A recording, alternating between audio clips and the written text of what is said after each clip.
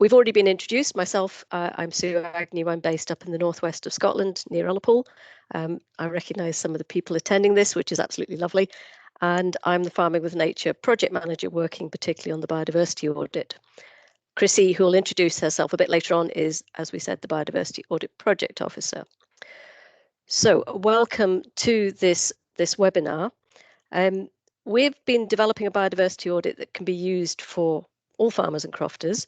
And we've been working also on a project that some of you might have heard about prior to this, called POBAS project, Piloting an Outcomes-Based Approach in Scotland. And that's really helped build and inform our current work. So I'm going to go through that first, just to set the scene and build it towards the biodiversity audit. I'll then talk about that, which is a direct commission from the Scottish Government. And as advisors to the Scottish Government, I'll try and set some of the context where we see this fitting in with the current agricultural reform programme. We'd then like to focus on one of our project areas in Skye and Chrissy will present some of the work she's been doing there with the crofters that we've been engaged with. And I'm delighted that we also have certainly Cheryl here as one of the crofters to talk about her experience, and there may be some others who are prepared to stick their hands up and say something as well. And then finally, we'll talk a little bit about the next steps for the biodiversity audit and a chance at the end for any questions and hopefully some discussion around it. So the farming and nature go hand in hand. We know that much of the rich and varied habitats and wildlife is being created and supported through generations of farmers and crofters working on the land. About 70% of Scotland is devoted to agriculture, which is a huge percentage. And we've seen changes in agricultural practices that have impacted on the diversity and complexity of soils and plant life. And in some areas, we've seen a real reduction in this. Some of the key species we've been used to seeing have gone or have been reduced as their habitats have changed. But we also know where there's positive protection or restoration of features, for example, we could talk about hedges or we could talk about wildflower margins, we're seeing recovery. So we know that we can bring back our biodiversity with support. Nature Scott's Farming with Nature programme has been developed to test some innovative approaches to delivering environmental outcomes on farms and crofts. And this is in Scotland at field, farm and landscape levels. These aim to support farmers and crofters make decisions around management of their land to not only improve the biodiversity, but also highlight ways to reduce emissions whilst providing that product, that sustainable food production. All of the projects that we're working on here, these are the 4 projects listed, are involving farmers and crofters. It's their input through into the project work that we're doing through clusters of farms and crofts or wider groups, looking at maybe a landscape scale delivery, that are really important as feedback to work with our projects and make them actually deliver. So the 4 projects, Piloting an Outcomes-Based Approach in Scotland, POBAS as it's being called, that's looking at outcomes at a field level, as is the biodiversity audit, and we've developed an app that has worked as a tool to cover both the POBAS and the biodiversity audit projects. And then natural capital assessment. Natural capital, for those that may not be familiar with the term, is the natural resources that we have available for our use. So it could be soils, air, water, basically habitats and ecosystems that are all around us. And at the farm level, the natural capital assessment template is a project that we worked on. And at the moment, we're also developing at a landscape level, a landscape natural capital prioritization tool. So those are 2 other projects I'm not going to talk about. I'm just going to talk about the biodiversity audit and the POBAS work. We started piloting an outcomes-based approach in Scotland, POBAS, in 2019, and we ran 3 phases of this pilot looking at outcomes-based schemes, similar to the results-based payments that are being developed and trialled in other countries. These have direct payments linked to evidence of outcomes rather than evidence of just completing a specific management action. So payments aren't necessarily fixed to a hectare, but they might be available on a sliding scale. And that way, the more you deliver for nature, the higher payment you might get. So in farming terms, we wanted to be clearer on the environmental outcomes we would like, and I think farmers and crofters would like, to achieve, and to provide that as a choice to farmers and crofters as to how far they want to go along that scale in delivering these outcomes. That gives much more flexibility. You're not tied to a prescriptive approach that might not fit as one size across Scotland, or you might have the ability to vary what your management practices are, depending on the weather, anything that might be out with a farmer control. It also allows scope for adapting management in line, not just with weather and climate, but also with farm and business. So we established 7 pilot clusters with agreements as shown across the map, right the way across Scotland. So we've worked up in Shetland, particularly with crofters and common grazings, and out in Skye, again with crofters. So a real range across all of the area. And of course, in the Outer Hebrides, we work with the common grazings.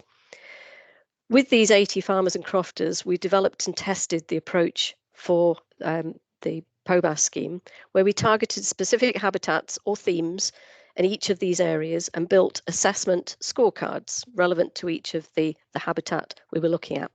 And then through a series of questions covering the main aspects of a habitat, or in the case of waders, a species group, the answers would lead to a condition which could then be scored on a scale to identify where it sits on a range from not such good condition to very good condition.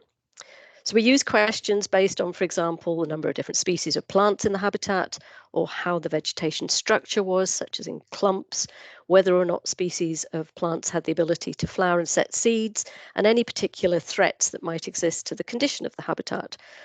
And using all this series of questions, we could then calculate a score and place it somewhere on that scale of, as I said, from low to very good. We concluded that work, phase 3 work, in 2023, and we've still got some analysis to do, but we hope to report on that later on in the year, and we'll publish those reports widely once we've moved on from that. So one of the main areas that we did evolve during that project was how to carry out the assessment process in the field. And we found very quickly, not surprisingly, bits of paper which were spreadsheet based were not particularly popular. When you're out in the field, not just because they get soggy when it's wet, but just difficult to go through, and you ask one question, you have to answer it, where does it lead you to? So we looked at investigating the use of a digital tool through an app that could make life easier. Now, we completely appreciate that not all farmers and crofters have either mobile devices able to use the app or even the necessary knowledge, but we wanted to test this and see what the reaction would be, and if we could work to build that knowledge, build that ease of use, and result in a positive change for the benefit of the habitats. So in 2020, we sponsored a challenge as part of the Scottish Government's CivTech Challenge programme. How can technology help farmers improve the environment under their stewardship and track that improvement? Iceni Earth was selected in 2021, and the app was developed to support the delivery of POBAS. Now, more recently, this has developed further, and we've actually taken on, as Nature Scot, the ownership of the app, and that's huge. That gives us the ability to give free access to it and free use. The digital tool that was developed was to provide two components: a mobile application to use in the field, and then that could be then downloaded directly from app stores, and a digital web-based platform for farmers to view the data they gather, as well as for Nature Scot to view and analyse the data collected across the farms. So we could then take that feedback, assess what's been done, look at how things might need to change to make it easier or simpler if it wasn't quite working as it should do. So how did it work for the user? Well, firstly, we got the farmers to give us permission, so the app developers could receive the digital files from ARPID. Those would be uploaded for farmers to see a map or view of their farm on the app. They could then choose a field to assess, picking from the list of the appropriate habitat types, and then answer those series of questions in the field relevant to the desired condition or the outcome for that habitat. So through the app, we were able to test and look at how an assessment could use a score process in either a very simple or a very complex assessment, and provide an assessment of the result from that. So we could really build some of the complexities we wanted to test. We could look at walking transit lines, we could look at taking assessment at several stops, and in the background there would be logic that would calculate the result. Quite challenging. That's certainly what we found. For quite a lot of people, that was quite challenging to undertake a complex assessment. But on the other hand, we could also make it very, very simple and just have some very basic questions that would still lead to an assessment. We were also able to audit any score that a farmer or crofter might have reached by doing a parallel assessment on exact fields that have been done by the farmer or crofter, And this could test how the question was written. Was it understood? Was the guidance supporting some of the new concepts such as species identification or how the value might be applied? So we could really tease out whether or not it was meeting the same level of assessment that we would expect. We could also, through the app, use a demonstration farm where we could try out functions and questions before putting them out live. And that was also very, very useful to demonstrate to stakeholders the app and how it might work without having to use live data. We could then build in recommended management actions prompted when an answer was made in a particular way to a question, giving clear guidance to the farmer or crofter as to what might be good in the way of management on the ground. So POBAS looked at really a limited number of quality habitats at a field level, but undertook a really detailed analysis of the habitat condition. And that could provide some really clear direction for management in fairly complex circumstances. But they were very advanced assessments, very similar to some of the agri-environment requirements that we might be asking for some of the habitat when you're applying through an EEC scheme. It did allow us to use all the findings and feedback from farmers to set the scene for the work we progressed for the biodiversity audit, which is really taking all of that learning and condensing it into a much simpler process to gain a baseline level. And that's what I'll start to talk about next. So where does the biodiversity audit that NatureScot is working on help farmers and crofters in the agricultural reform programme? Well, let's look at the direction of travel for the support packages from 2025. The agricultural bill, I'm sure everybody's familiar with it, setting a high level ambitious target that's drawn from the vision for Scottish agriculture. So Scotland to have a support framework that delivers high quality food production, climate mitigation and adaptation, and nature restoration. The vision for the support package beyond 2025 sets these series of tiers under which this might be achieved. So to meet the outcomes regarding regeneration of biodiversity in the agricultural reform route map, the tiers include environmental protection across all the levels. And you will have heard the recent announcement of the split in funding for the 70% funding to be in tier 1 and 2 and 30% for the tiers 3 and 4. So that will all go to support how we meet that environmental outcomes. At tier 1, base payment, somebody mentioned, I think, in one of the chat questions about whole farm plans will be introduced to help farmers and crofters integrate that food, climate and biodiversity outcomes. And it will also, or it should, start to inform whether support can come from the other tiers. The foundations of the whole farm plan will go live in 2025, and biodiversity audit is clearly signposted as an element of it. So the work on the biodiversity audit that NatureScot has been commissioned to undertake is informing that development of the biodiversity audit element of the whole farm plan. And in particular, some of the standards that we would hope would be adopted to be used within a biodiversity audit. We are expecting an announcement soon, which will detail what will actually be required for the whole farm plan and what and when the biodiversity audit element will be required. But at the moment, we don't have that information. We don't know what the announcement will contain, and we're still working with the Scottish Government and advising them on what we think a biodiversity audit, a good biodiversity audit, should contain. So our work in testing at the moment is to build that audit that should work for farmers and crofters with input and feedback from farmers and crofters that will then inform the whole farm plan requirements as they move forward. So what is NatureScot's biodiversity audit? Well, we were formally commissioned to start this work in May 2022, and that was just to start developing the proposals for a biodiversity audit. The funding has been provided from Scottish Government to build this, and we've been doing that work over the last year and this year.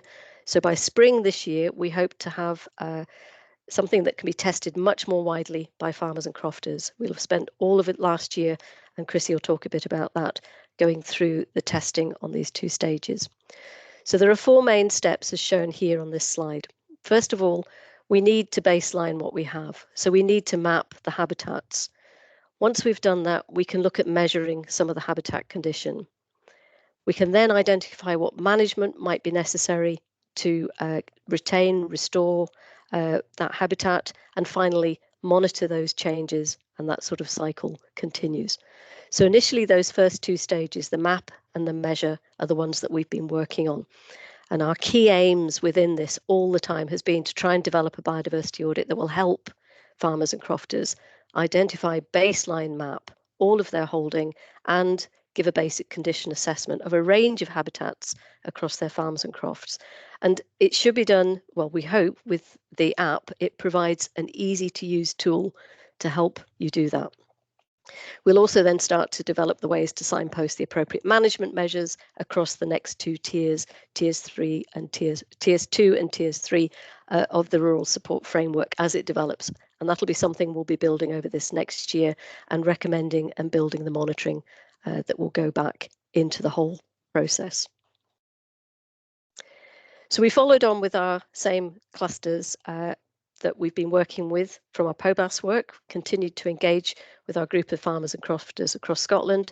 We've expanded it slightly. We're working with the Game and Wildlife Conservation Trust project, a project they're working on with 6 arable farms. And we also have a single farm in there called King Clune Farm, who are members of our external advisory group. So they've been supporting the Farming with Nature programme. So as I said, the first step of an audit is to baseline what is already there, and then we can look at the habitat condition.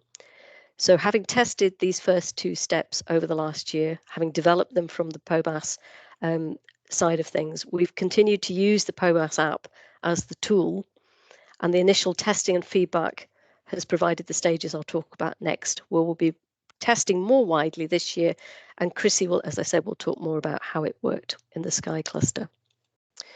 So step 1 is the habitat mapping. And I'm going to focus on how this can be done through the app. This is called the Farm Biodiversity Scotland app. The intention is for farmers to be able to map the whole of their farm, and you do that using the app. And that will give you the identification of what is there on your holding. So this is all of the land you're responsible for managing, including any land that's not currently mapped as an LPID. As I said earlier, this is going to be available through app stores, so you'll be able to download it both on Android and iOS. And there'll be a clear established process to onboard users. So going forward, we can retrieve relevant field boundary information from the Scottish Government Land Mapping Team, so the farmer can see the map of their farm where they have current LPIDs. We're also building functionality into the Farm Biodiversity Scotland app, which will enable you to build then your habitats in each field.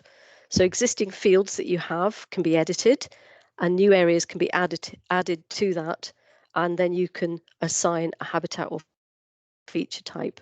So you'd select using the app. You can also do this on a desk-based application and edit an existing field and habitat, linear feature, point feature, or create a new habitat completely, and then add that in to your map.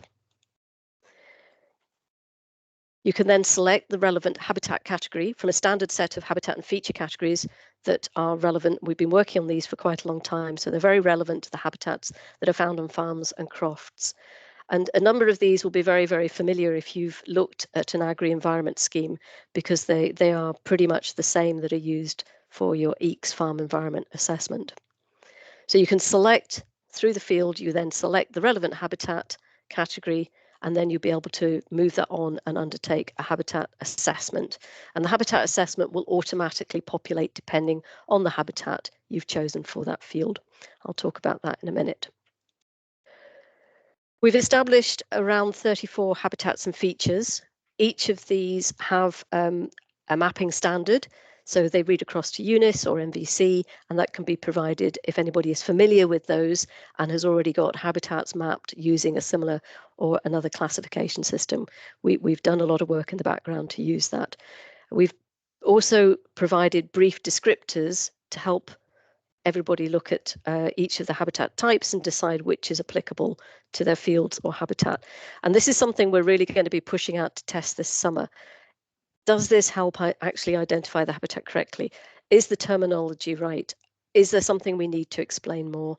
What other guidance might we need to provide that will support understanding of a habitat key like this? I'm not pulling up the full 34 habitats and features because it's quite a long list, but I'll show you some of them. I'll show you them in a slide or two. So once the farmer has allocated habitat category to the fields, and you can do single fields or you can do across your whole farm at the time, then eventually once it's completed, there'll be a complete habitat map. And you can do nice whizzy things like toggle between a base map and a satellite imagery, depending how you want to have a look at it. You can use satellite imagery to check the habitats you're looking at are correct, or whether or not the boundaries are correct. And you can also have a look once you've done some assessment on fields. There'll be a map showing a red, amber, green habitat condition assessment. So you'll be able to look at all of those things using the app. We'll move on now to the habitat condition assessment. These are the 34 habitats and features. Don't worry about trying to read them all, but basically they've been split into things we were looking at just mapping, so it's a presence or absence within the holding, or whether or not a condition assessment is available to be carried out. There's only 14 habitats that have an assessment that's used to identify the condition, the list is there in the middle. It's the darker blue ones, and it is the ones you would expect, I think, to see that you could have a look at and identify a habitat condition. Anybody who'd been working with us on the POBAS project will be familiar with a few of these. So to do the assessment, the field of feature is mapped. The farmer selects the relevant habitat category and then carries out the habitat condition assessment that, as I said, is automatically selected for that habitat. And if there's no habitat assessment needed for that particular habitat type, it'll say so. If there is, then you just press the green Start Assessment button and on you go. So we've used our experience in the POBAS project to really take the habitat assessment scorecards and really simplify them and adapt them to the biodiversity audit habitats. One of our key aims, and this is really what we're going to be testing over this next year, is are they simple enough for every farmer and crofter to be able to do them themselves? We've been challenged to get it to that level, so as there isn't necessarily a requirement to have to bring in expert advice to help you do this basic biodiversity audit assessment. That's the challenge, and we think we're pretty close, if not actually being there to actually have met that challenge, but the proof will be in the testing that we'll be doing this summer. So what we've been doing so far is assessing this process using NatureScot staff and our existing clusters of farmers and crofters. And we've got a series of very simple questions that might be looking at vegetation structure, they might be looking at negative indicators, might be looking at browsing impacts, features that might be connecting additional or important to the habitat, such as completeness of the extent of the habitat. Maybe we've got hedges that need to be along a whole field boundary, trees within an arable landscape, or the number of species that are found within the habitats. When we went through this testing, having taken the POBAS learnings and reduced the complexities of the questions, we were still finding that for some habitats, the questions being asked were just too complex, took too much time, or just were too repetitive across the habitats. So we refined them, as a minimum number of questions, to try and still establish a basic condition. And we're looking at ways of the app being able to apply if it's a repetitive question that's going to always be the same answer across a number of habitats, we're looking at ways the app might be able to pre-populate the answers and save having to completely repeat each question as you go through each of the fields. So this example I'm showing at the moment shows what might be asked for a peatland assessment, where we're focusing on 3 negative impacts. We can do an audit, again, as I talked about parallel assessment. So we can audit the outcome assessment condition that might have been reached by doing this parallel assessment in the field. And whilst at the moment we don't think there's any formal verification proposed, it does allow us to test how similar our findings are to those of the farmers and crofters, and then adapt guidance or adapt the questions accordingly. So whilst we've moved away from this complex condition assessment for this stage to provide a basic level of question, we're also going to continue to try and develop some more advanced assessments. So if a farmer or crofter wanted to carry out a more comprehensive review of their habitat, together with reaching more tailored management recommendations that might link going forward to other measures under Tier 2 or Tier 3, then they'll be able to do that. And again, we'll be testing that over this next summer. So once the questions have been answered, the results page will show the relevant condition value. And again, you can toggle between the results of the assessment and the linked recommendations. It can provide very high-level pointers for management actions that can be taken as a result of the answers to the individual questions. And one of the new things that we've brought in this time to test is a functionality called a score limiter. And this restricts any final condition assessment category depending on an answer to a particular question. So in this case, the condition would have been perhaps moderate or high, but as there are significant areas of rhododendron on a peatland, which is not very good, then the overall condition score has been limited to low. So it's showing it as low for biodiversity. And if, as a result of this, the rhododendron is moved, and then that same assessment is carried out again, then that limiter, of course, won't be set, and it would sit within either the moderate or the high for biodiversity levels. So this is something we're really going to be testing over this next summer period to see how well the limiter works. I mentioned that you'd also be able to look at a desktop site. So farmers will also be able to do habitat mapping as home as well as out in the field, be able to draw and edit fields on the website and assign habitats. And what the little video is showing at the moment is a new functionality that allows the farmer or crofter to select an area, and a magic wand comes in and that will subdivide the areas within it to show habitat boundaries, which could be really, really useful if there's land that's not been assigned and it's not been mapped in LPIS and it's not been given an LPID identification. So for example, an area of woodland for which you've not claimed any funding, you'll be able to simply use this magic wand to map and create the boundary for it. And that avoids having to do lots of manual boundary drawing for something that isn't featuring as an LPID on your map. So it's an area that we've termed, it's been called white land, but it's just land that's not been mapped under an LPIS. On the web platforms, there'll be a web platform for the farmer and crofter to have a look at, and that's a home page. It's currently being redesigned because we're wanting to test it, and we're working with our clusters to see what they really need to see, what you'd really like to see on that home page. And it should be showing results of the assessments field by field basis over time, a map of the farm, what the results are. So that's something that we'll be developing again over this summer.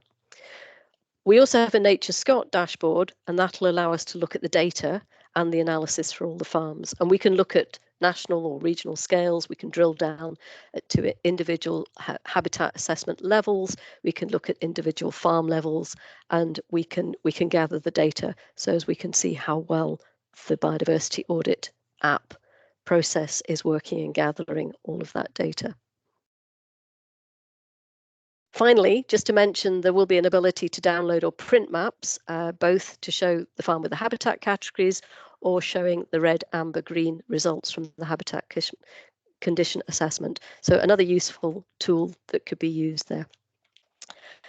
I'm going to take a sip of water now, and I'm going to hand over to Chrissy, who will talk about her work that she's been doing with the Sky cluster of crofters.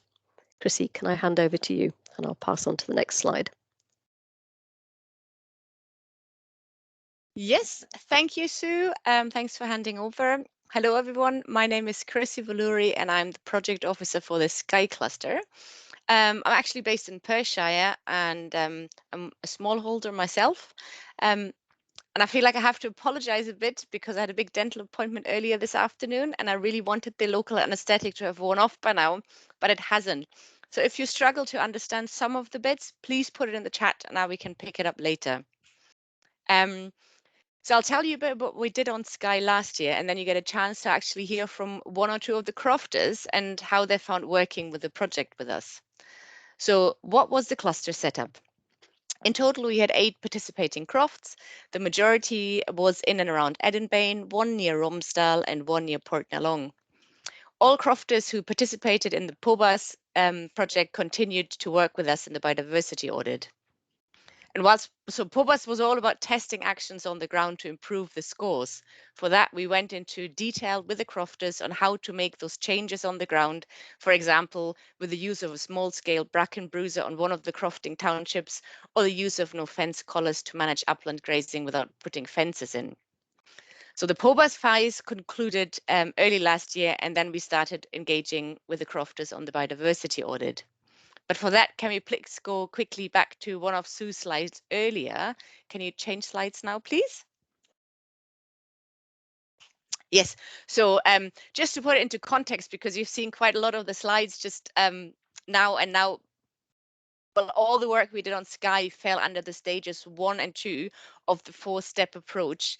And just to stress here again, it's an iterative two-way process of testing, providing feedback, amending, and then going back to do some more testing to get ready for the changes that are coming in 2025. Next slide, please. Yeah, so we started off with a desk-based mapping exercise of all the participating crofts. And for that, we looked at a range of open source information, such as Google Earth and Google Street View, as well as some of our in-house data and information, which was available through previous agri-environment schemes and woodland schemes. We then recorded errors, overlaps, changes in layers, missing information. And finally, we went out and ground truthed all of the crofts and how the maps compared with what's actually on the ground. And a few themes started to emerge from the Sky cluster, and some of which have also been found across the other clusters. So one was the variance in the accuracy in grassland categories between semi-improved and improved grassland. And this could be to do with a change in land use since the photograph was taken or the habitat was initially assigned. The other one was missing features. So for example, there are fields and features in an ownership area which were not included in the LPIS land boundaries when we were looking at the land holding. So most of the issues we found was that some crofts had multiple habitats within one LPID, but the map only showed one habitat. And I think that came up in one of the questions in the chat earlier. For example, a field would show as semi-improved grassland, whereas it actually consisted of several habitats in a small area. When we looked at the site visit, for example, a riparian zone with trees regenerating and heath habitat on one side near a farm boundary. When we discussed the findings with the crofters, the mapping disparity seemed to be of particular concern because most crofters were aware that their crofts provided biodiversity benefits because of the small scale mixed habitats, and we need to find a way to reflect that in the biodiversity audit. So the next step will be to map the crofts again with our new map app function and take on board mosaic habitats. So this will become live for testing in the next few weeks, and we'll see if this will address any of the concerns. Next slide, please.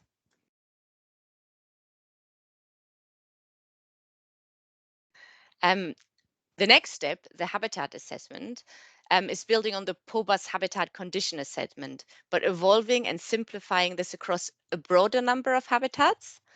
So the crofters and myself spent a lot of time last year in the field looking at different habitats and testing assessments. And up to date, we tested 51 habitats across six. We conducted 61 habitat condition assessments across 6 habitats. So if you're looking at the graph here and you're wondering about the high number of woodland scorecards, one of the participating crofts created a woodland croft over the last 30 years and has been trialing different methods of woodland management. So this meant that the overall woodland habitat was subdivided in several sections and scored individually. Feedback has shown that the woodland scorecard does not work so well in a small woodland crofting setting, and we have taken this on board and working on an improved woodland habitat assessment in 2024. And I guess this links back to the previous findings during the mapping exercise feedback, where the value of small diverse habitats, for example, in this case, the woodland pockets, should be picked up and clearly recognized in the biodiversity audit. Next slide, please. So I've put a few photos in here to show some of the typical habitats we assessed. And sometimes the first question in the early stages, or even for me as a project officer, what scorecard should I use for this? What habitat assessment are we doing? So is this species-rich grassland or marshy grassland or rushy pasture? So if this was the case, the crofters and myself tested both. This will be an ongoing focus for 2024, but small areas of habitat will probably not be assessed, and it will be the majority of the field. Or if several habitats are present, we will look at how the management will benefit one habitat over another. And in general, the feedback on the scorecard questions was that they mostly made sense and they were easily answered. Any difficult or confusing questions were highlighted to me, and I passed these on to our technical team. These were mainly about plant species identification, which was challenging. We have listened and removed the need for any species identification from our basic habitat assessment. There was also some concern about how the green, amber, and red output was created, and that some areas that the crofters thought should score higher did not. So we'll be doing more auditing to check that the red, amber, green rating reflects what's showing on the ground. Last year's work was looking at how the questions were worded, the app functionality, and the ease and understanding of the overall biodiversity audit process. So this year we're doing more drilling into the actual rating. At this stage, I actually would like to say a big thank you for all the crofters, and I know some of them are in here in the webinar who have and who are taking part with us on this journey, because we did have our challenges last year. There were glitches in the app, there were oversimplified or overcomplicated scorecards, or us at Nature's Gut feeling we're getting nothing but negative feedback. But actually, this is exactly the process that needs to happen in order for us to develop a good user-friendly end product. Next slide, please.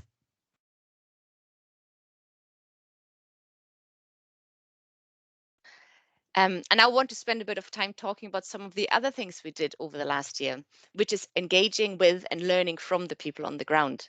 And personally, I think this is at least as important as all the mapping and the habitat assessment work. So we ran some workshops last May to introduce the biodiversity audit and look at key areas that we knew were of concern. So for example, there was the technical feedback. For the app to work, previously it needed access to mobile data in the same way your mobile phone does. And one of the issues was that the app was not working in low or no mobile phone coverage areas. So we have since built in a function that allows you to download when you have access to mobile data or Wi-Fi at home.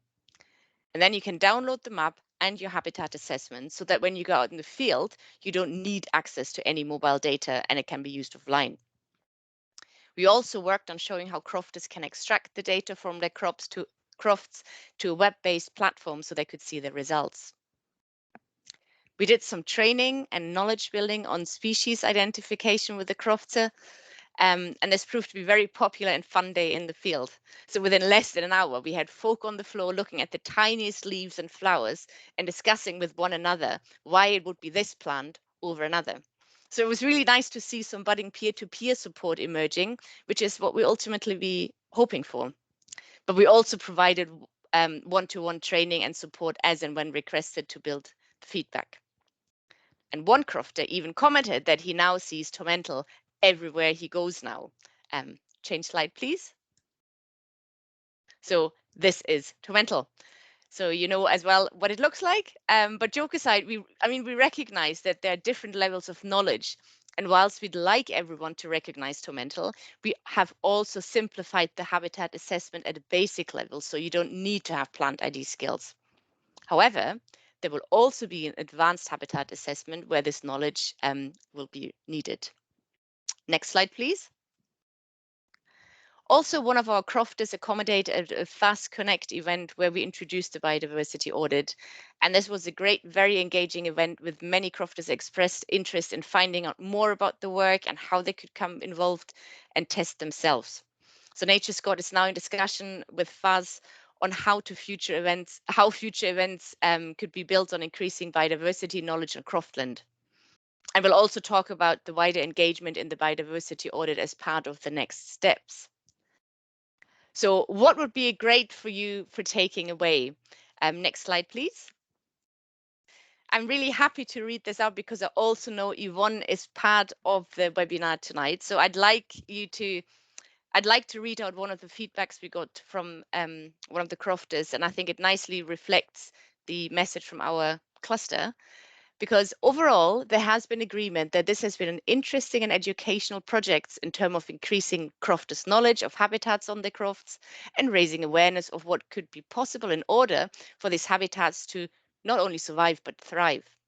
So the expert advice of Nature Scott has been perceived to be of great benefit, having been both motivational and confidence building in helping crofters to manage their land in the interest of biodiversity as well as livestock.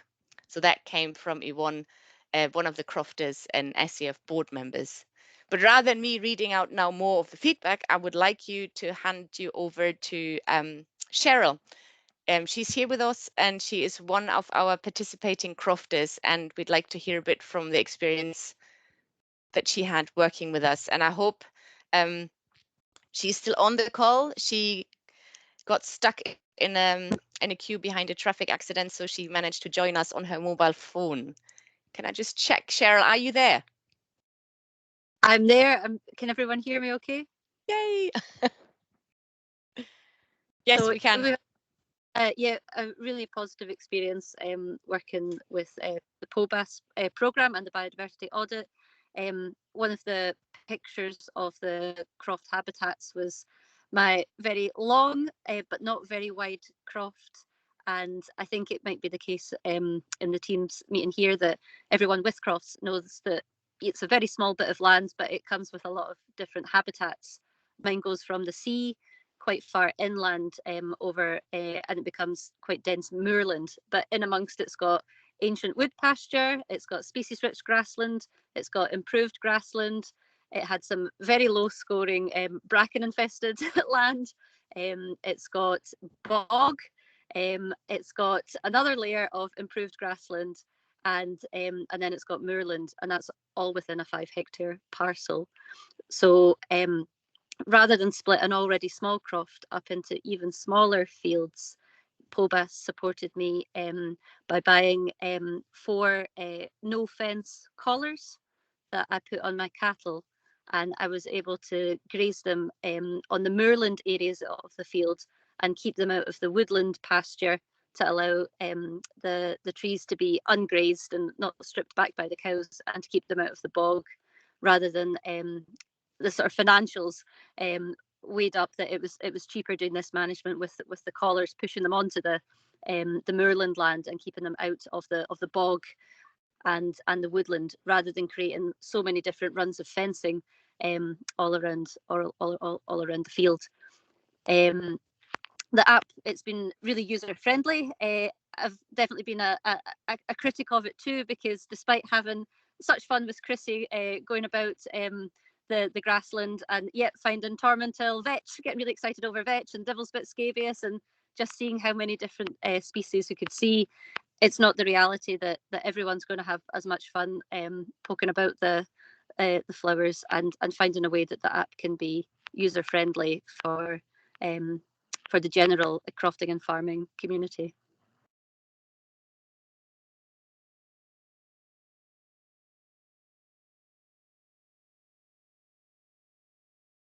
Okay, I'm just wondering, are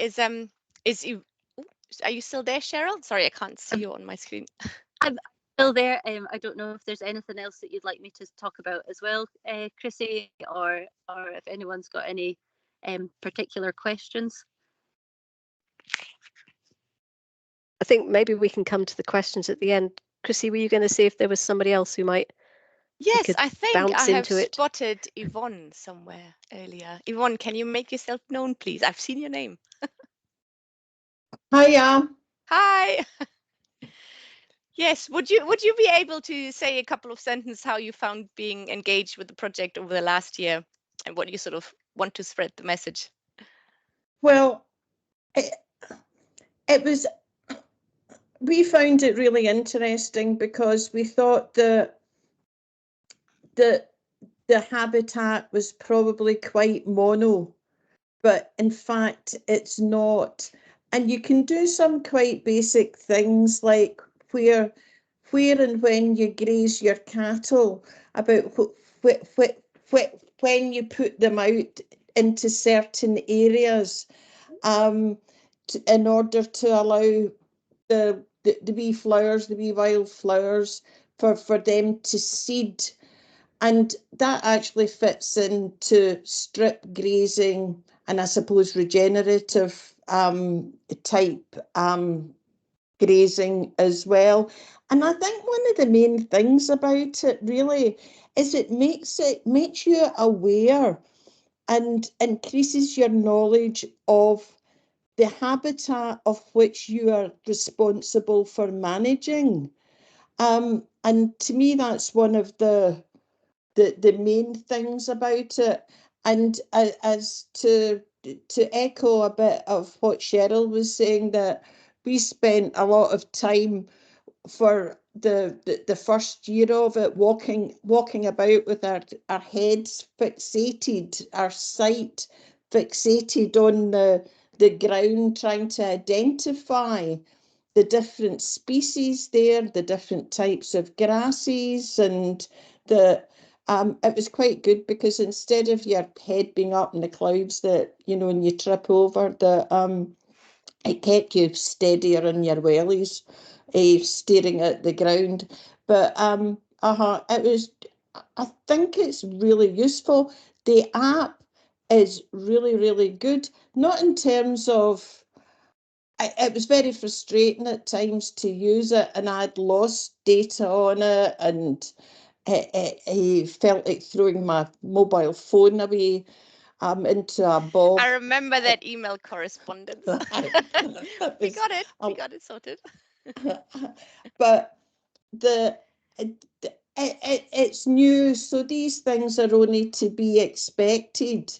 And I think the whole idea of having an app for this, or even anything sort of similar in the agricultural sector, is can only be a huge step forward, because actually we're quite working in medieval times, really, when there's all this really good technology that can be helpful and it hasn't been utilised before. So I think that, not to underestimate the role of the app and how that will influence going forward, other schemes or other ways of working that I think that's another good bit of it as well. And as it wasn't part of the project, but that I found out that we had, I was a bit concerned about dung beetles.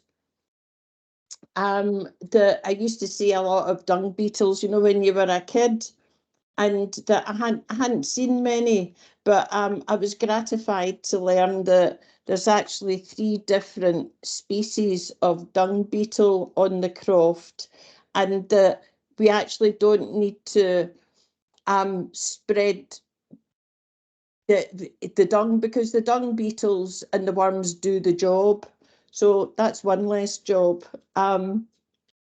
So it's still in its development stages, but it's getting there, and I think it's really good, personally. Great. Thank you, Yvonne.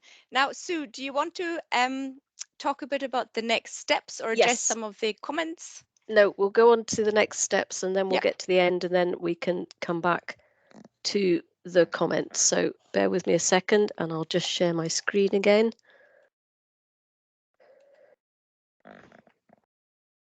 Okay, are we seeing the slide yet? Yes. Yeah. Okay, that's great. Thanks very much. Okay, so currently we're finalising the basic habitat assessments and putting them into the app to get that finished.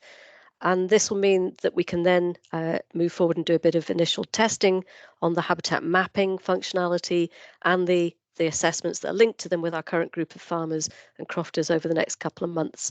So those that are on this call, watch out, might be coming to you very soon.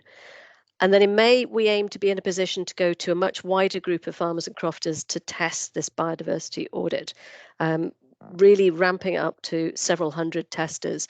And we'd like to target key people, but including the likes of yourselves, to make sure that we're testing with as broad a range across the agricultural industry as we possibly can. We also are going to set up the appropriate help functionality We've learnt lessons from others such as Scott EID and their setup, and we can explore different approaches as well as all the guidance to support this. And that again will be part of testing with farmers and crofters. How do you want guidance? How do you need help? What works the best for you? And how can we build that so as it's there to support the biodiversity audit? So it's really important to note that this is still very much in development, and we will design a user research plan to get the most out of the testing over this next year, not only to share the lessons learned, but also allow us to do a final revision of the biodiversity audit. And that will then be ready to be live from 2025. And ultimately, all of those findings will inform, as I said, the agricultural reform developments, and particularly that biodiversity audit element of the whole farm plan. So we are hoping that some of you who are on this call, in this webinar today, will join us in this testing going forward, and please do feel free to get in touch afterwards just to register your interest. So beyond that, we will develop the audit approach beyond these first two steps, this map and measure, and start linking it to the management options that have already been drafted. And some of them you might have picked up through the route map, which is very much a draft and are likely to be developed further. We also will develop the monitoring stage and the guidance going forward. So ultimately, we'd like the biodiversity audit to become more of a plan that is there to support farm and croft businesses in decision making in the future. Thank you for listening. I think there's been quite a lot of questions put into the chat, and we'd be delighted to answer any of your questions. And if anybody needs to make a note of those, I'm sure can be provided after this event if you wish to get back in touch with us afterwards. Okay, thank you, guys. So really interesting, and I guess the key thing here is to stress that it is still very much in testing and development. So maybe some of the questions will probably still get resolved as you go through that process. But I don't know whether, do you want me to just go through the chat? So just again for everyone, if you're able to put your virtual hand up and you have a question, please do that. On Teams there should be a little hand that you can see at the top that says raise, and then I'll come to you in order. If not, we also have loads in the chat that I can kind of go through. Some of them I think you've answered as we've gone through the presentation, but some of them we probably need to pick up. So Rory was the first hand I go up. I see it go up, and Rory, you were posting lots of questions in the chat also, so maybe we'll just bring you in and you can cover some of those off. Yeah, so a lot of these questions we've been asking from other sources, and this is probably the most information I've had from anyone about any of this stuff. I hear some of the local farmers up here talking about using this app and some of the difficulties they had with it. But what is the actual point of it at the end of the day? You know, in a few sentences, why are we trying to collect this data? And you know, at the bottom line is, what support will we get from doing all this work? Okay, so why are you collecting the data? Well, it's really for your own use. If you baseline what you have, then you can look at how to manage into creating and restoring biodiversity, or just having that baseline knowledge of the habitats. So that's why collecting the data. Yes, if it is going into a government system, of course, there's likely to be analysis done against the data. We're really not very far advanced in understanding how much positive contribution there is from a lot of our farming and crofting, our agricultural land, towards our biodiversity. We have designated areas, we have small pockets of clusters of schemes where maybe some of that biological data has been recorded, but we really don't have an overall picture of what we're talking about as our natural capital.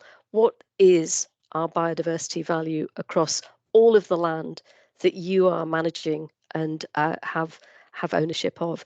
That's a really important piece of information to gather. So whether you engage with this or not, if you do engage within the biodiversity audit, if you do the biodiversity audit app as we've suggested or we've shown you and demonstrated, at the moment that information doesn't go into any, it's not at the moment, it doesn't go into LPID. We pull the data out of LPID, but at the moment, we're not putting it back into LPID. So that data sits there, and we have confidentiality agreements. We have a privacy agreement with each of the farmers and crofters that enter with us as to how we use that data. So we're really, really clear on how that's being used. Ultimately, if you're looking at subsidy through the agricultural reform programme, as you know, through a whole farm plan, there is 4 audits currently being talked about, which will need to be done to meet that whole farm plan. It's not what the result shows. So it isn't if you do an assessment and it shows a red, amber, green, that doesn't impact on the payment that you might get, but you have to do an audit. And we're trying to develop an audit that works both for farmers and crofters to be able to use it to inform their work, your work going forward, as well as meeting the requirements under a whole farm plan. Does that answer your question, Rory? Yeah, so does that mean, I mean, we've been doing agri-environment schemes for over 20 years, probably near 30 years since the ESA scheme started. And so will this replace a lot of the work that the agri-advisors used to do for us? You know, they would come on and look at all your habitats and then recommend what schemes or what parts of schemes you went into. So will it save us money preparing applications for agri-environment schemes in the future, or what? We don't know what the agri-environment schemes are going to look like in the future, so I can't comment really on that. But if you've already had that mapping work done through a farm environment assessment, then your habitat baseline is pretty much there. So you would be in quite a good position to be able to say that you already have a biodiversity audit as part of the whole farm plan. If a map is what they're looking for going forward, it might need to be built on, and that might have, yeah, your agri-environment schemes might already have additional data in there. So that's brilliant that you've got that, you understand that. Will it save you money? It depends what you want to do.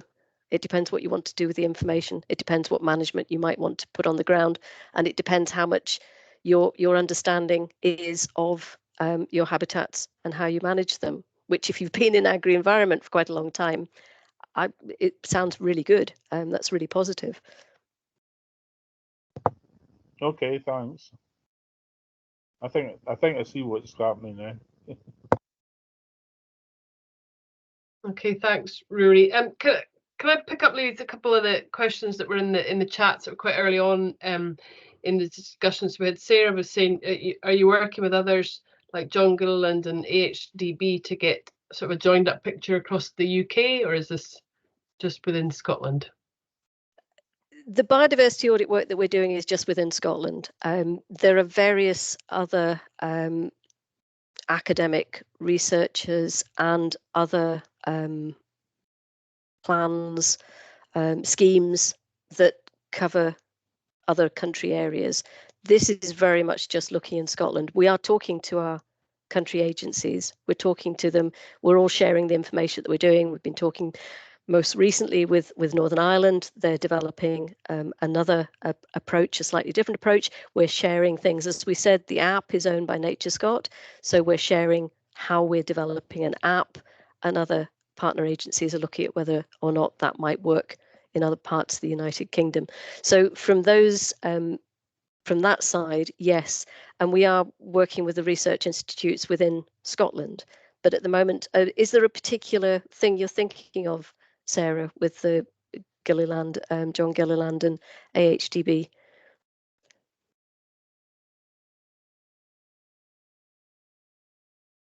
No, Sarah's. Are you there, Sarah? I'm willing to jump in or put it in the chat just so we can see. She said John seems to be ahead of the game on driving the thinking. Okay, I'm not familiar with John, so I'm not sure. I assume he's part of AHDB, and we're certainly at meetings with AHDB. Yes. Okay. It's there's so much going on. I must, it's really difficult to keep up with everything that's going on across the whole of the United Kingdom in particular, and we do tend to sort of try and focus in the work we're trying to develop within Scotland.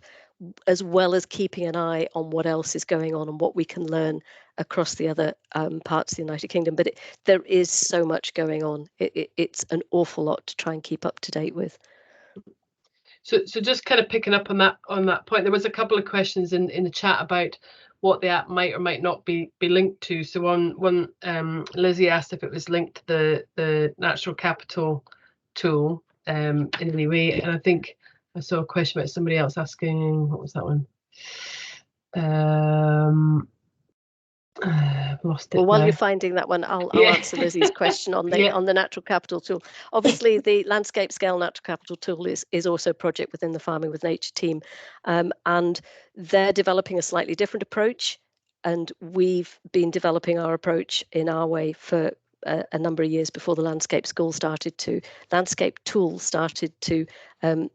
develop. We ultimately, yes, that's what we would like. We would like for any of the habitat mapping in particular that's been done on a baseline to feed into the landscape scale natural capital tool, but that is looking at the broader landscape scale approach. So yes, of course, we're working in slightly different projects, but we're talking to each other about how the similarities are there and what we can do at some point where it becomes joined up, and particularly for informing management decisions.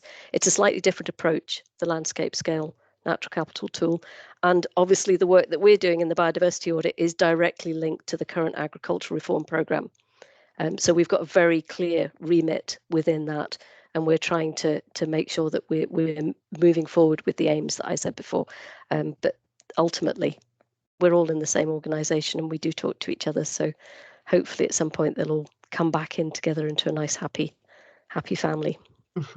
Yeah, so I found the other one. The question was actually, can mapping data be imported from other apps? And then the example given was Silver Foundation's My Forest. So at the moment, the way the app is set up for us is that we're developing the mapping that's there, but data layers, other data layers, we're hoping will be able to be brought in, if not into the app, into the LPIS system. So at least would sit within our P&S.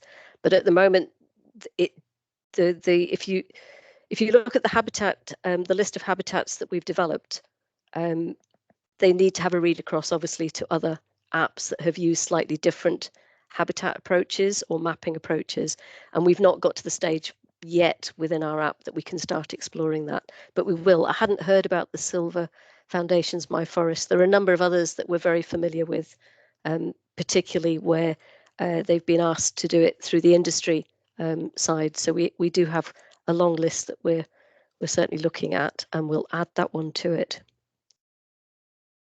Okay. Nobody else is putting their hand up. If nobody else puts their hand up, I'll just keep talking and asking questions. But so please do that if you want to jump in and ask something. This is a quick question, I think, to answer. Somebody asked would the app be paid for?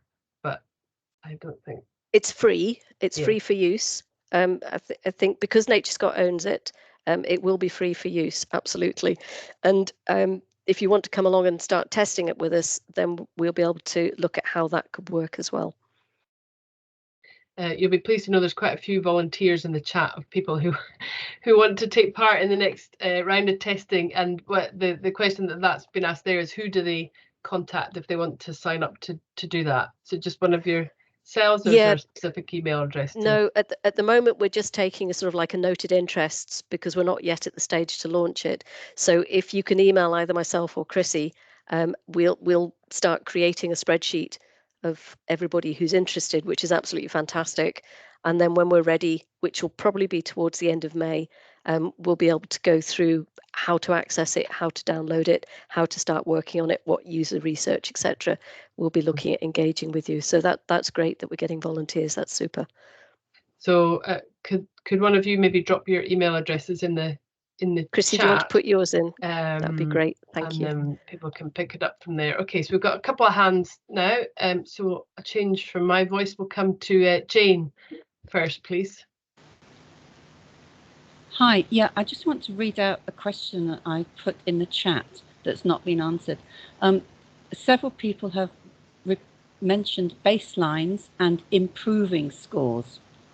So how are you going to fairly assess a farm that's been extensively improved, re biodiversity, soil and water infiltration for over 10 years of using agroecological farming methods, where all of this has been entirely self-funded because there are no current agri-environmental schemes that are suitable or flexible enough for my land in Orkney, in terms of what was best for the biosphere and for animal welfare. I do not want to be told I have to move my sheep off sheltering moorland on a certain date each spring.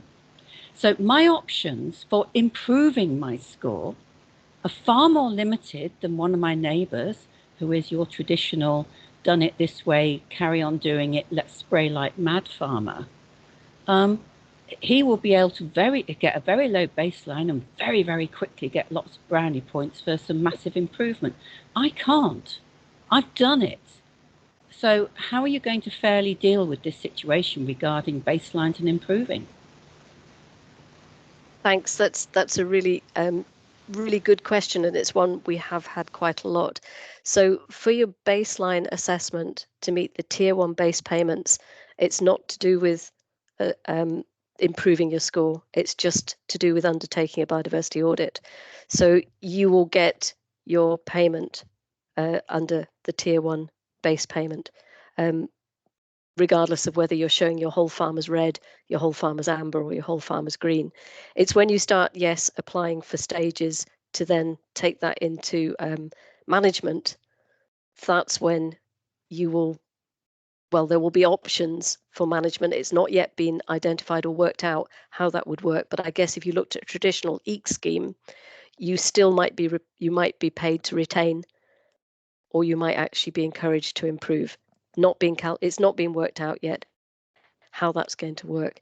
So for the baseline, for the tier 1, it's not linked to what your score is, what your habitat condition assessment shows. It's just linked to you actually doing that, to having, we hope it will be linked to having a biodiversity audit. And that's all they're looking for at this stage within the tier 1 base payment. Does that help? So yeah, I mean, tier 1, yeah. But so if I'm looking at tiers 3 and 4, I'm pretty limited. If it's all going to be things you can do extra, I've done them. We don't know what tiers 2 and 3 and even 4 are going to actually have within them yet. They're still very much being developed and worked up. But that feedback has been really made strongly back to the Scottish Government. So we are taking those sorts of comments and making sure that they're fed back in. And we'll make sure that this is another one that comes from this that's fed back in. Okay, so thank you very much for that. Okay. Okay, thanks, Jane. Got another hand up. Osla? Can you hear me? Yep, we can. Excellent. Hi. A couple of questions. A few people have asked this in the chat and it hasn't really been picked up on. But how will this be used on common grazings? Has that been considered, or is that not been dealt with yet? No. It's certainly been considered. You might have noticed from the map that we are working with a couple of common grazing areas, clusters. So we've been working in the Outer Hebrides and we've been working in Shetland with common grazings to try and establish exactly that question.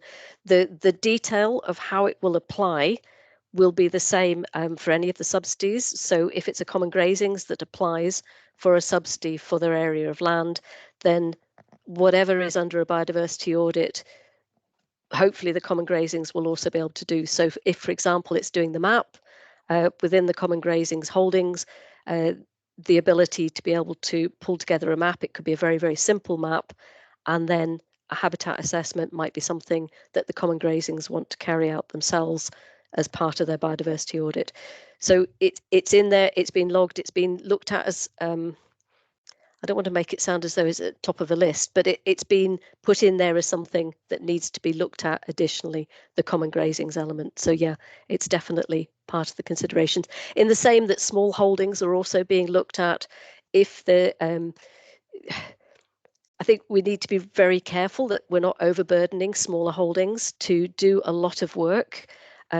to okay, if there's a desire to do it and produce an all singing or dancing biodiversity audit, fantastic, but it shouldn't be something through the agricultural reform programme that is expected. So there is also within the whole farm plan, I think everybody's seen in the route map, they're talking about 4 potentially separate audits, maybe 5 separate audits at the end of the day, which could put quite a lot of burden on a very small holding.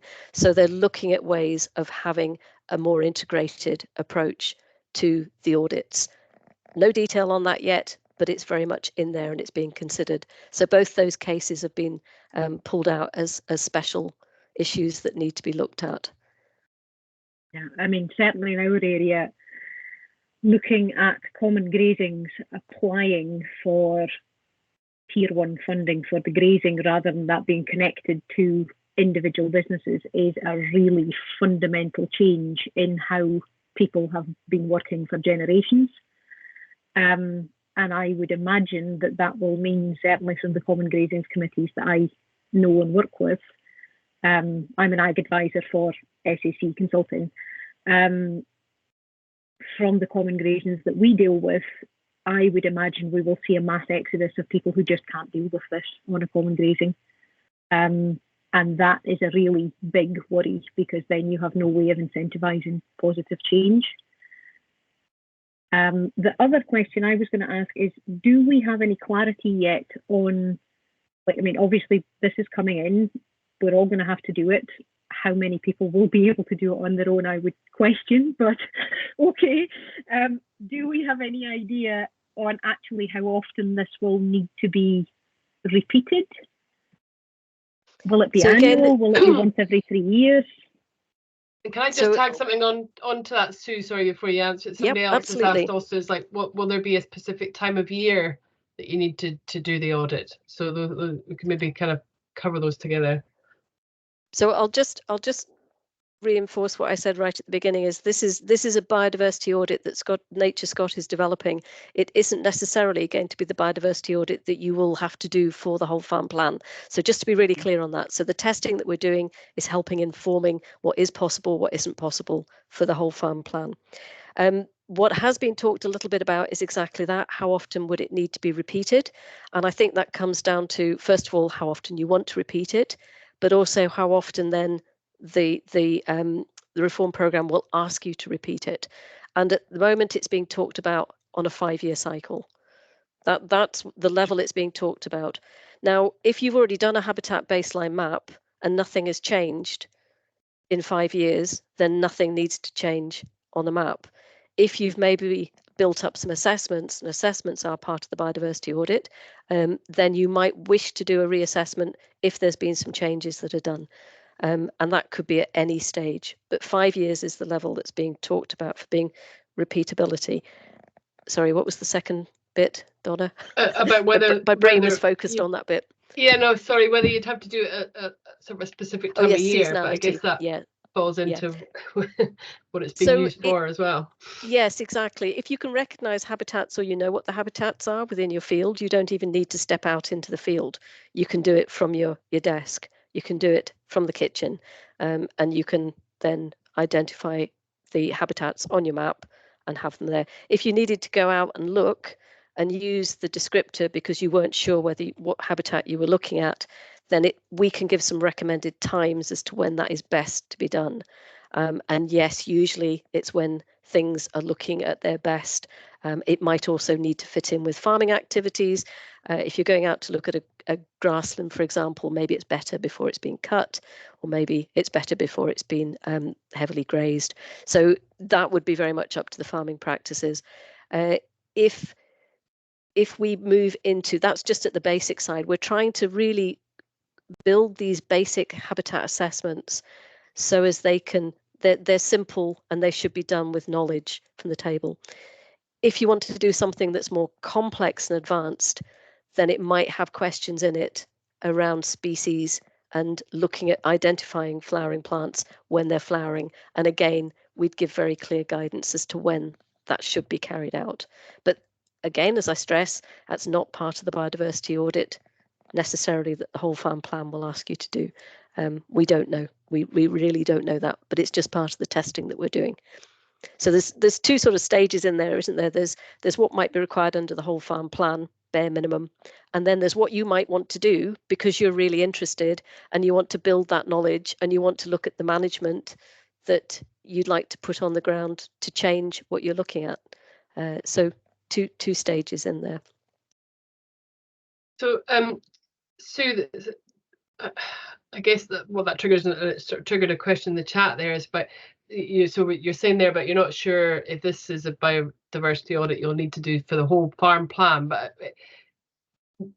will there be two? Like, will there be one that's like here's what we would recommend, or will it end up being the one that you do that helps guide you but also satisfies the whole farm plan? Because I think that's starting to cause a little bit of worry. Ours Yeah. If you do the biodiversity audit that Nature Scott is working on at the moment, and I can't put any guarantees out there because nothing has been guaranteed, it won't be any more than that you would be asked to do. So what we're hoping is if you join us with the testing over this next year, you will have a biodiversity audit that will meet the requirements for the whole farm plan. Does that make sense? Yeah, I think it's just the worry is people are starting to think they might have to do two. So one No, that's like no. giving you general good practice recommendations on how you can improve things, and then another one to satisfy the audit for the whole farm plan. But it'll be one audit only. Yeah. Okay. And just a quick question. Somebody said, is it only above ground or does it include soil? So at the moment for the basic assessment, we've taken out anything that would require digging and soils. I think Celine was on this call. She can remind me if that's where we're still at with the arable. Is that right, Celine? No digging, no worms? No digging, but still soil. So we're looking at soil organic matter, and yeah, so earthworm count or any kind of VES assessment. The digging will be in the advanced scorecard for now. The basic one you should be able to answer from the farm office. But yeah, soil is covered for the arable scorecard and the improved pasture scorecard as well. Thank you, Celine. Okay. It's quite. There's been so much movement on the chat. It's quite. It's quite interesting trying to keep up with it. There was one there though that I saw that was quite interesting. Oh, and now I've lost it again. Oh yeah, that was it. So somebody it's quite a good suggestion, and I don't know whether the app does any of this already, but including like a plant ID program, to sort of help you out. It says within its development makes it easier to up the levels of auditing. I guess if you've got a bit of guidance as you go. We did try and use a plant ID in the ProBAS app, and we tried to test it, but of course with a lot of these you need to have mobile data to be able to enable it to work. So the only other way you could do it would be to take a photo and then go back and once you're into an area with data coverage, then it would be able to interrogate, or you had some passive list of species that it could check it against.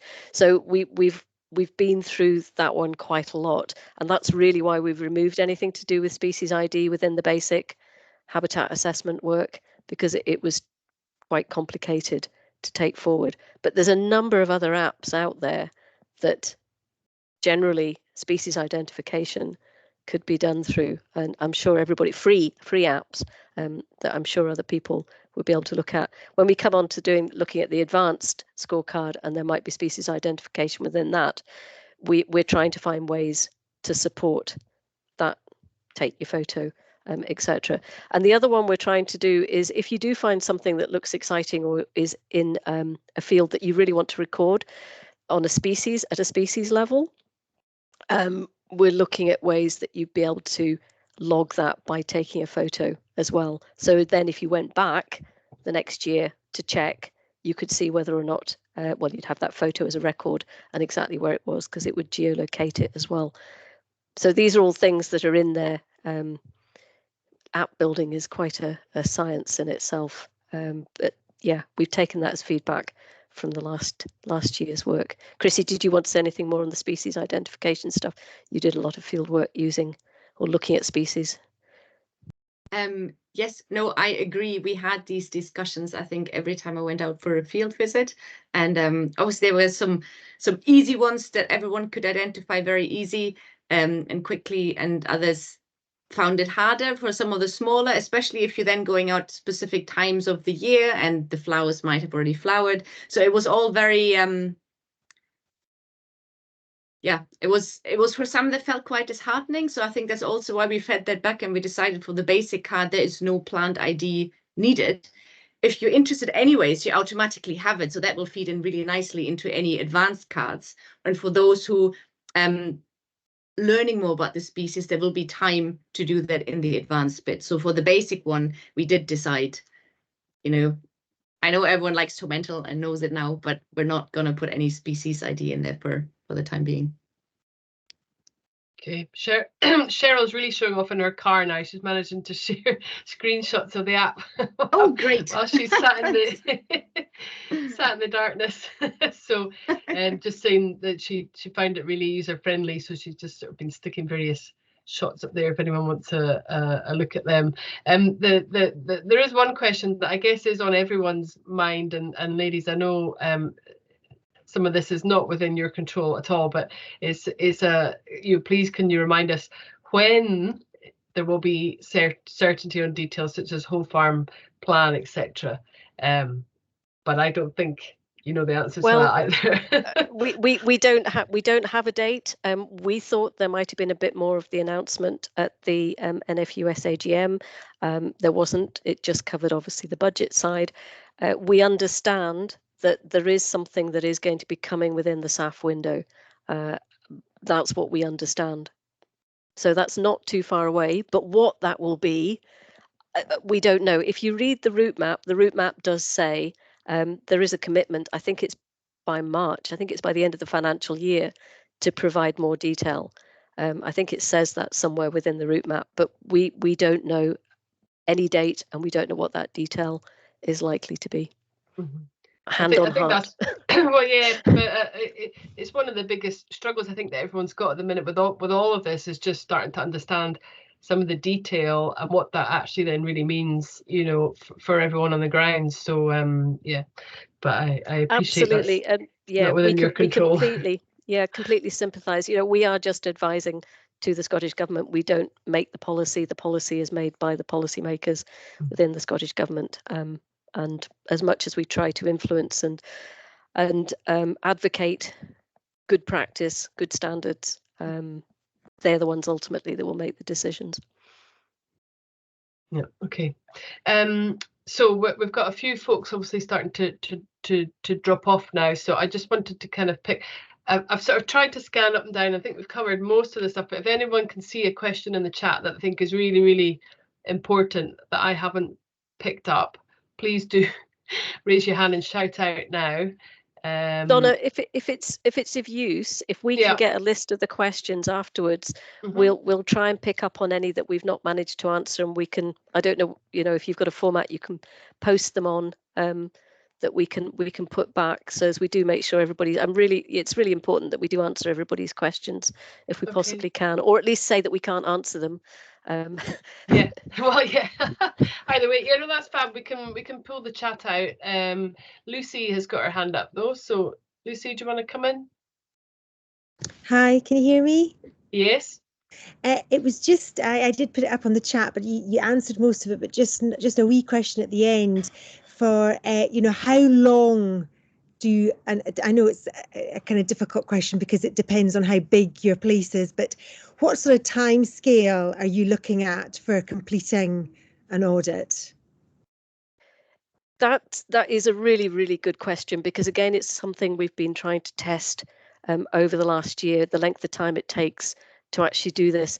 You're right, depends on the size of the holding. It also depends how well you know your land and how many features are on it. So I'd say, for example, if you've got an area of ground that has very simply got fields that have applied for subsidies that are part of the LPID fields, all the boundaries are there, and you only need to add a few little woodland areas, that'll be quite quick. If you need to put in hedgerows, because the hedgerows at the moment We don't have the hedgerows on the app, but we are looking at ways to pre-populate some of this information. There's some OS work, Ordnance Survey work going on in the background at the moment that might be able to help already provide some of these data layers for you. So it makes it really, really difficult to estimate how long it would take to do that. So the mapping, and you know, I will say I think a lot of people get concerned that they're not doing it right, that they're not getting the right habitats, they're not actually identifying them properly. The key thing is to support people to start this process in creating a map, a habitat, a baseline habitat map. And it doesn't matter if it's not quite the right habitat, that can be checked and changed later on, or you can get, particularly over this next year, we're hoping to provide quite a lot of support to make sure that you understand at least the descriptors, we've got them right. So when you do go out, you've got a much better chance of getting the habitats correct. So that baseline map, yes, it's going to depend on the size of your farm and how complex the habitats are that are there. With the assessments, because we've tried to keep these basic assessments very simple, again, if they can be done sitting around your kitchen table, and because of your knowledge of what's in that habitat or what's in that field, we're hoping that most of them will be able to be done quite quickly in that way. I can't, so I can't sort of put hours, days onto it, but again, as we go through this next testing phase, we should get a much, much better feel for it. And if there's a multiple number of habitats, so the ones that we always keep going back to is if you've got a large farm with a lot of arable fields and there's an arable scorecard and you don't want to go around and do every single arable field, we could look at a number, a percentage, do 5 this year, go back and do 5 next year, or whatever over a period, that 5-year cycle. So as they all become completed with the end in the end of a period. And again, we're developing how that might work best. So yeah, difficult one to answer. But if you get a chance to have a try, then you might get a feel for it. It just worries me that in this day and age when farmers are getting less and less, there's less workers on the farm and farmers have more and more work to do. By putting more obligations on them, it's also affecting their mental health and all those issues. And I just think we need to be really aware of that. Yeah, really well said. And I will say that our colleagues in the Scottish Government are really aware of that as well, which is probably why there's not been an awful lot said, because they're still teasing out just transition, uncertainty, how best to make sure it's something that farmers and crofters can do within, well, themselves at the base level in particular. So yeah, that's been raised a couple of times and we're really conscious of that. Thank you. Thank you. Okay, Lucy. So just as we're sort of moving towards closing, there's for those of you that are still on the call, there's been Deanna's posted a wee link, and remember we did a bit of a feeler at the start as to what people were looking to get from this. There's also a wee feedback form. If you would please click on that and give some feedback on the session, that would be fabulous. It's in the chat there. There's a couple of final questions, and then I think we're probably wrap up. So one about hedgerows. I think there's a few questions around about the boundaries. So the example here is that there's trees that grow along the burns because the banks of the burns actually give the trees a chance to get going on Orkney amongst the wind, but they're not straight lines, so obviously that's kind of, I guess, how would they manage that? And really early on in the chat, there was somebody asking about whether people could move the boundaries, so they effectively start to map stuff that's in somebody else's field and not their own, and that kind of thing. So there's maybe yeah, that certainly is one that we've discussed with our land mapping colleagues, if boundaries got moved, and I think if it comes to the point where anything is uploaded into the land mapping system, then that's something that will be checked very carefully to make sure the boundaries are accurate. When it's being done on the app, we're not going to be checking the boundaries. We're going to be relying on everybody to put their own boundaries in. So it isn't going to have an impact because you're not applying for funding for a particular field with a particular boundary. That isn't what you're doing as part of the biodiversity audit mapping. With regards to where you might have funny shaped, not quite straight features, Yes, you could map hedges. They don't have to necessarily be in straight lines. You could do them in zigzags. The whole point is that you have that habitat identified on a map, and the way to do it should work with the mapping that the app can provide you for you to do it. So that should work. And again, hopefully we'll get lots of chance to test that over this next year with people over this summer, with people who can actually find a strange route for a hedge that's nice and curvy rather than a straight line. That would be good to test that one. Yeah, and Cheryl's just added a comment in the chat there. She says, I added my riparian area outside my fence line back in for eeks, if that's helpful. Thank you, Cheryl. Okay, and then the final question is Grace has just said, who checks biodiversity audits for correctness? So during this testing phase, we will be there to support, and we will carry out a level of what we're calling this parallel testing. So as we can just see how well it's been done and whether or not we've got it right with what we're asking to be done and how it's been understood. So that's the check we'll be doing. Whether or not when it comes to being part of a whole farm plan, we understand that the only verification that might be done might be on some of the mapping, as I said, about boundaries. And that would be done probably using aerial photographs as much as anything. So there might be a level, we don't know, there might be a level of verification done within the Scottish Government. But from our point of view on our app, we're hoping that we'll be able to work with the individuals to try and get it as accurate as possible. Is that what Grace, I think that's what Grace means.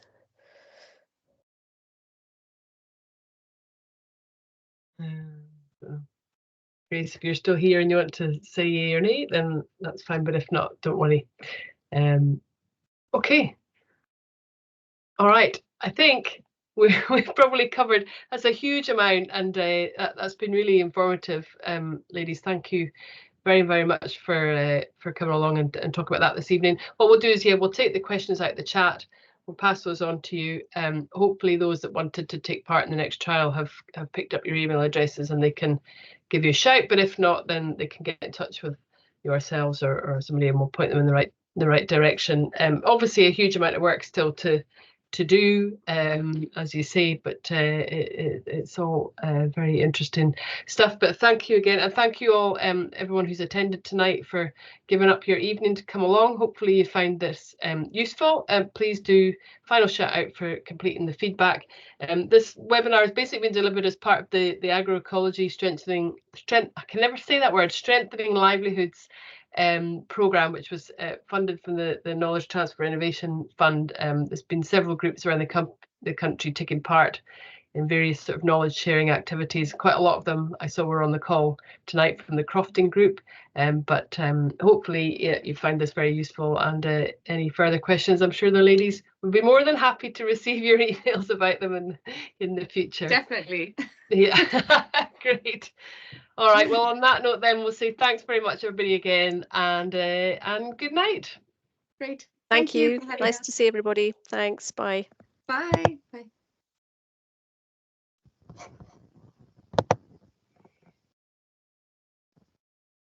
Stop recording.